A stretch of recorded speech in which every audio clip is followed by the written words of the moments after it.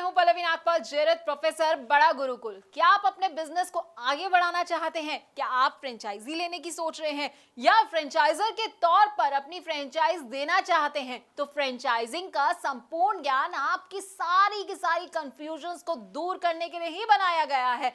इस कोर्स में हम आपको बताएंगे कि फ्रेंचाइजिंग का मतलब क्या होता है। फ्रेंचाइजी, फ्रेंचाइजर, फ्रेंचाइज, ये सारे ना बड़े अलग अलग तरह के शब्द हैं, लेकिन सुनने में एक जैसे लगते हैं। तो इनमें अंतर क्या है, इनमें स्कोप क्या रहेगा आपके लिए और इनकी क्या क्या इंपॉर्टेंस है, ये हम आपको इस कोर्स में बड़े अच्छे से समझाने वाले हैं। इसके साथ ही हम आपको ये भी समझाएंगे कि बिजनेस और फ्रेंचाइजिंग में आखिरकार क्या अंतर होता है, फ्रेंचाइज और एजेंसी क्या होती है, एजेंट और फ्रेंचाइजी इसमें क्या डिफरेंस होता है, इसको भी कवर करेंगे।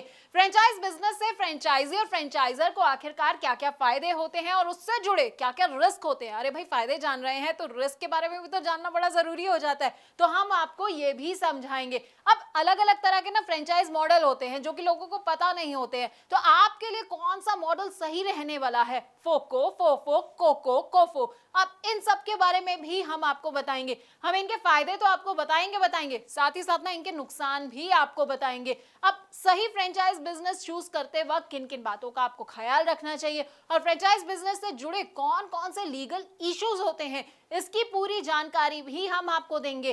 फ्रेंचाइज बिजनेस में सबसे इंपॉर्टेंट होता है फ्रेंचाइज डिस्क्लोजर डॉक्यूमेंट। अब इसके बारे में ना आपको विस्तार से अगर कहीं जानकारी मिलेगी तो वो आपको हमारे इस कोर्स के जरिए ही मिलेगी। इसमें क्या क्या आइटम्स होते हैं, कौन कौन से क्लॉजेस होते हैं, साथ ही आपको फ्रेंचाइजिंग अग्रीमेंट और उनके टाइप्स के बारे में भी हम पूरी की पूरी जानकारी देंगे।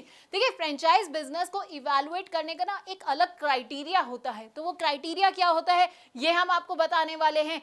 इसके अलावा ट्रेनिंग कैसे दी जाती है अपने फ्रेंचाइजी को, तो हम आपको वो भी बताएंगे। डेवलपमेंट ऑफ एसओपी की भी आपको हर डिटेल के बारे में हम आपको अच्छी तरह से समझाने वाले हैं। अब फ्रेंचाइजी और फ्रेंचाइजर के ना फेलियर के भी कई कारण होते हैं। अब देखिए, आपने बिजनेस तो ले लिया, फ्रेंचाइजी आप बन गए हैं, लेकिन आपको समझ नहीं आया कि भाई मैं फेल कहाँ हो गया। तो फेलियर क्यों हो सकता है, किस किस वजह से हो सकता है, क्या क्या कारण हो सकते हैं फेलियर के, ये भी हम आपको समझाएंगे। तो 20 वीडियोस के अंदर ना आपको हम फ्रेंचाइजी फ्रेंचाइजर से जुड़ी हर बात को बताने वाले हैं।